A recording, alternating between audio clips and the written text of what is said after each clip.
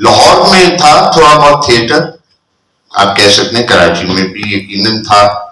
बहुत लोग थे जो गलबन यहाँ भी शुरू में इब्तिदा में करते थे, इनको शौक था। टेलीविजन नहीं था, रेडियो था भरपूर अंदाज से, और उसके अलावा थिएटर था।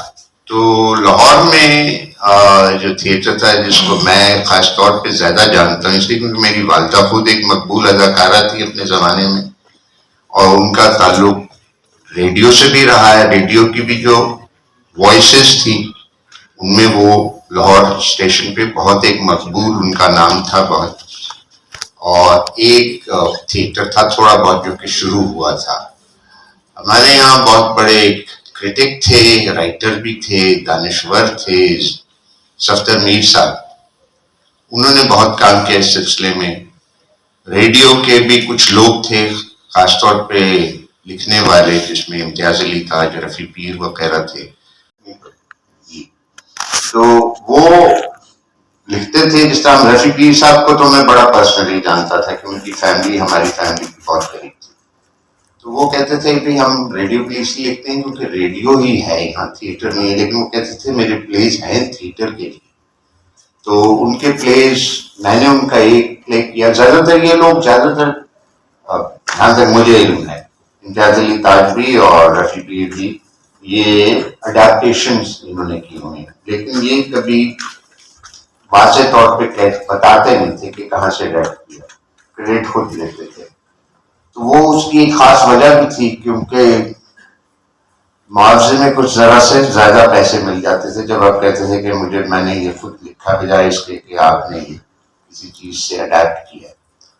ये हमारे यहाँ हमारे जो बड़े थे, जो अभी पिछले दिनों में थे, कमाल नदवी साहब भी यही करते थे। था पहला उनका प्ले था, एक उन्होंने लिखा था, खुद ही लड़कों ने बनाया था, अंधेरे दीप पांडा। और दूसरा ये था इनका ड्रामा जो कि उनके लिए मैंने किया है, पीर साहब का अखियां। तो हमने वो एक दोस्त के लॉन में किया, क्योंकि एक ट्रेडिशन हमने बना ली थी अजोका में कि हमें थिएटर हॉल्स नहीं मिलते थे। ज़ियाउल हक का जमाना था, सख्ती थी।